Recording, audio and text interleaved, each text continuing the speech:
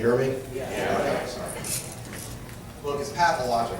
The bottom line is the government's out of control, right? Yeah. Yep. The government's not adhering to the law of the land.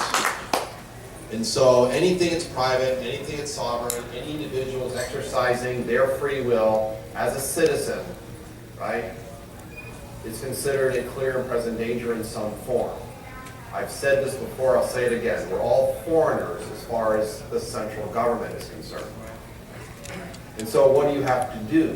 You got to defend who you are as a sovereign human being, as a sovereign citizen. And the reality of it is, it's extraordinarily dangerous in today's environment to hold up a mirror or speak truth to or of power. I'm exhibit number one. So if the government considers the First Amendment to be a clear and compelling danger to the continuous growth of the national security state, then what does it say for the rest of us? I mean, this is what's at stake for us. It's our ability to be sovereign. It's our ability to exercise and have our protections as citizens, not subject to the state. That's the reality. I don't how, and I continue to ask my friends and colleagues, and in spite of even the Snowden disclosures, what is it going to take for America to wake up? And I have a lot of people say it's too late, Tom, they've already taken over, so why are you even bothering doing this? Why do you fly around and go to various conferences and panel sessions, and why are you flying up to New Hampshire? Don't you know it's all over, really? Let's just beginning on it. Exactly.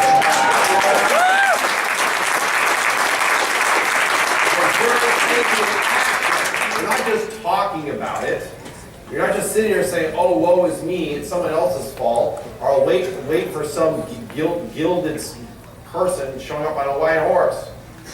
You're actually taking direct action, because that's the only difference it's going to make. You're not just taking it for yourselves, you're taking a relationship with each other, because you know that this is much bigger than just yourselves. You have to create communities here. You have to create relationships with others, because this is what's at stake. I don't want to see the grand experiment live, but I recognize there's many different ways in which you can exercise your sovereignty. There's many different ways in which you can exercise who you are as free human beings.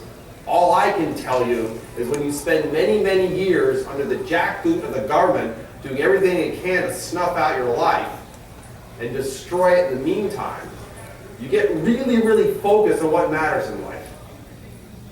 And that's why I've dedicated the rest of my life to defending life, liberty, and the pursuit of happiness, because that is at the core of the human experience. Thank you.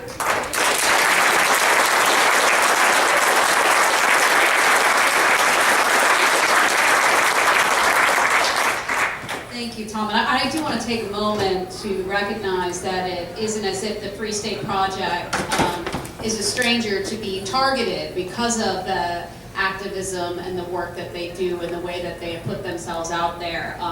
They recently found themselves cited for inexplicably as being, given the fact that they're a completely non-violent organization, as they found themselves being cited as a terrorist threat in an application for a militarized vehicle to the Department of Homeland Security, something that they easily found through a right to know request. And so it's certainly, the Free State Project is no stranger to having been targeted for being up there and for standing up for their principles and for what they think their society should look like. I do want to get back and talk a little bit more about the case of Edward Snowden, because while I think that most of the people in this room have probably given quite a bit of thought to the importance of their privacy and how their privacy every day is being encroached upon by our government, I think that most of America probably doesn't give it that much thought.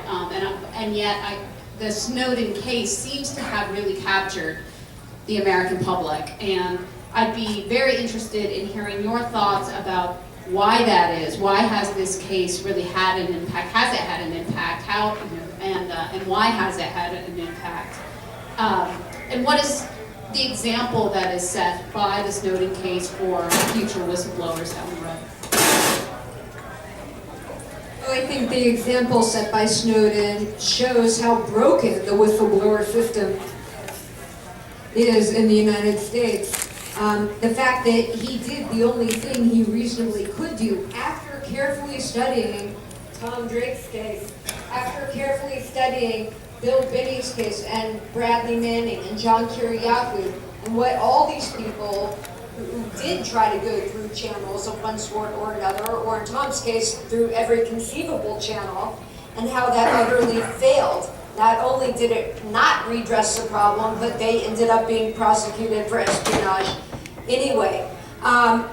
You know, and while the administration and high-level officials in the executive branch constantly decry people who take it upon themselves to go and do something this audacious, the administration knows very well that if it really wanted to solve the problem of leaking, all it has to do is enact meaningful and effective whistleblower protection legislation. But it does not. In fact, it specifically continues to exclude national security and intelligence employees from that protection. And almost every single law has a huge national security, except for national security. I mean, the law will sound great. You know, the government can't do X, Y, and Z, unless national security is involved, which is pretty much anything. You can name pretty much anything, and I can later on draw and explain to you how a porcupine is related to national security.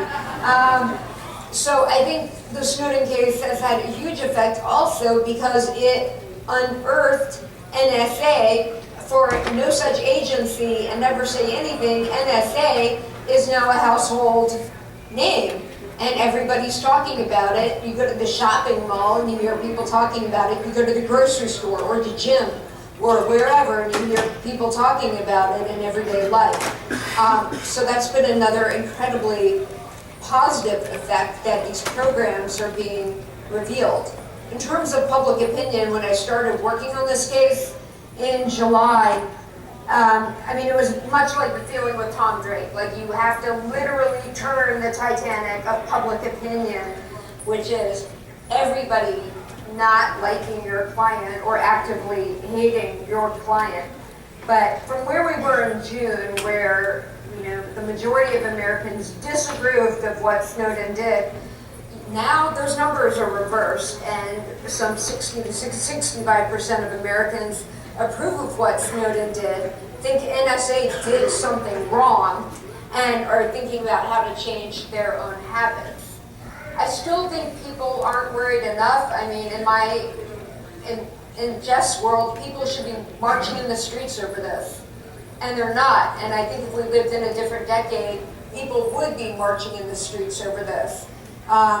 But people are starting to encrypt. I think it's frankly irresponsible if you're a doctor or a lawyer or a journalist or an accountant not to be encrypting communications with your clients, because there is not a carve-out by the NSA metadata bulk collection program respecting these categories of communication.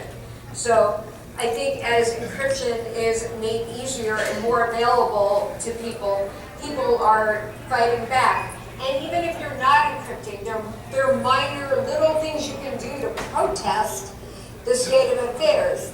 Every time, make part of your signature line when you sign an email, put in something that says, this communication may be collected and stored, or is being collected and stored without consent in secret by the National Security Agency. So that whoever you send it to gets that. I mean, there's so many little things, even if you may just be a hermit and live alone and not need to encrypt for some reason. But there are other ways you can make it known that this is an infringement on your space and your words, your email, your texts, your phone calls.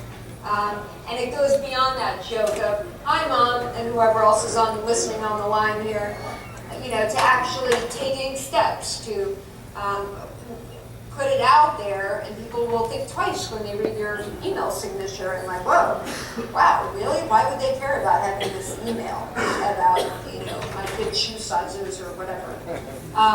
But that is not to minimize the importance of encryption, and it's long overdue, and I think that's probably one of the biggest gifts Snowden has given to us is that to maintain, before we completely lose internet freedom, he has given the wake-up call that we need to really fight harder than ever for it, because it's completely under assault, not only through the Espionage Act, but a number of really draconian computer crimes like CISPA. And you'll hear more about that later.